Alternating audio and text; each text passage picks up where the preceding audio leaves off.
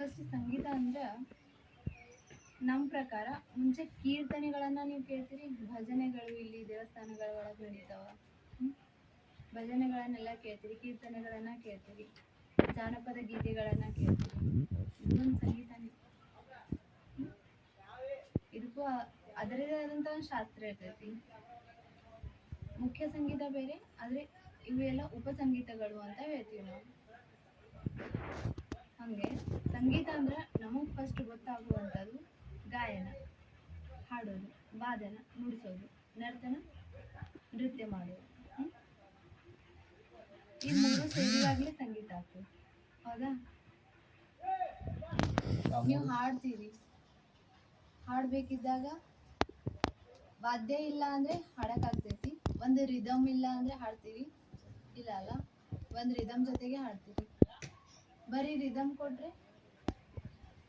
ಅದಕ್ಕೆ ಗಾಯನನೇ ಇಲ್ಲ ಅಂದ್ರೆ ಅದು ಏನೋ ಒಂಥರ ಖಾಲಿ ಖಾಲಿ ಅನ್ನಿಸ್ತೈತಿ. ಇವಾಗ ನೃತ್ಯ ಮಾಡ್ಬೇಕಿದ್ರೆ ಅದಕ್ಕೂ ಒಂದು ರಿದಮು ಬೇಕು, ಹಾಡೋದು. ಸೊ ಅದಕ್ಕೆ ಈ ಮೂರು ಸಮ್ಮಿಲನಕ್ಕೆ ಏನಂತಾರ ಸಂಗೀತ ಅಂತ. ನಾನು ಸ್ವರ ಅಂತೀನಿ. ಸಾ ಸಾ ರೇ ಗ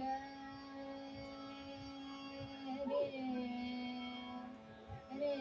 ಗ ರೇ ಸಾ ರೇ ಧ ಧ ಸಾ ಸಾ ಗ ಪ ದ ಪ ದ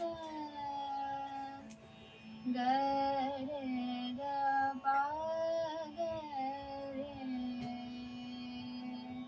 ಸಾ ರೇ ಗ ರೇ ಧ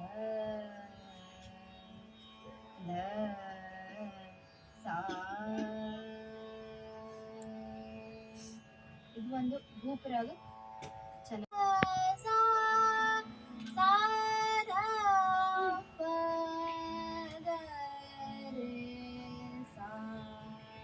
ಈಸ್ ಐತಿ, ಅದು 2 ಲೈನ್ ನಾನು ಸ್ಥಾಯಿ ಅಷ್ಟೇ ಹೇಳ್ತೀನಿ. ಈತನ ಜೋಬನ ಪರಮಾನನ ಕರಿಯೇ, ಈತನ ಜೋಬನ ಪರಮಾನನ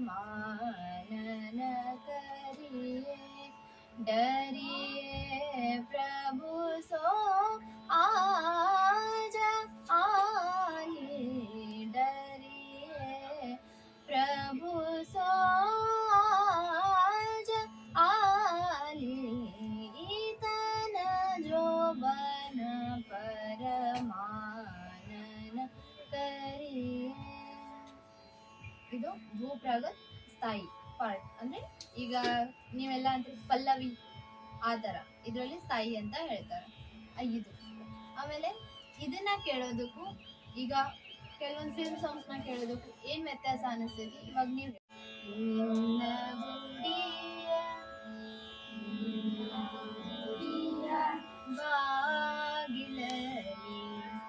ಬಾಗಿಲಲ್ಲಿ ಯಾವ ಹಾಡ ಹಾಡಲಿ ಹಾಡಲಿ, ನಿನ್ನ ಚರಣ ನಿನ್ನ ಚರಣ, ಎಲ್ಲೈತಿ ನಿನ್ನ ಚರಣ ಮೇಲೆ ಹಾಡಬೇಕು. ನಿನ್ನ ಚರಣ ನಿನ್ನ ಚರಣ, ಕಮಲಗಳಿಗೆ ಯಾವ ರಾಗ ಯಾವ ರಾಗ ನುಡಿಸಲಿ,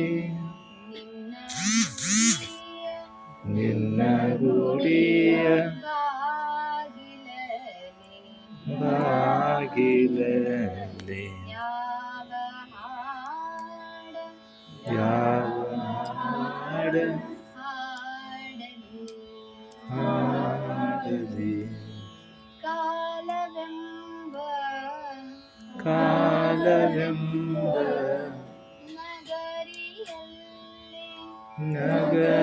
ನಗರಿಯಲ್ಲಿ ಸುತ್ತ ಸುಳಿದು ಸುತ್ತ ಸುಳಿದು ದಣಿಯುವೆ ದಣಿಯುವೆ ಕಾಲವೆಂಬ ಕಾಲವೆಂಬ ನಗರಿಯಲ್ಲಿ ನಗರಿಯಲ್ಲಿ ಸುತ್ತ ಸುಳಿದು ದಣಿಯುವೆ ಸುತ್ತ ಸುಳಿದು ದಣಿಯುವೆ ಅಲ್ಲಿ ನೀನು ಅಲ್ಲಿ ನೀನು ಎಲ್ಲದಿರಲು ಇಲ್ಲದಿರಲು ಕೊಳ್ಳ ಕಣಿವೆ ಅಲೆಯುವೆ ಕೊಳ್ಳ ಕಣಿವೆ ಅಲೆಯುವೆ ಕೊಳ್ಳ ಕಣಿವೆ ಕೊಳ್ಳ ಕಣಿವೆ ಅಲೆಯುವೆ ಅಲೆಯುವೆ ನಿನ್ನ ಗುಡಿಯ ನಿನ್ನ ಗುಡಿಯ ಬಾಗಿಲಲ್ಲಿ ಬಾಗಿಲಲ್ಲಿ ಯಾವ ಹಾಡ ಹಾಡಲಿ ಯಾವ ಹಾಡ ಹಾಡಲಿ ನಿನ್ನ ಗುಡಿಯ ನಿನ್ನ ಗುಡಿಯ ಬಾಗಿಲಲ್ಲಿ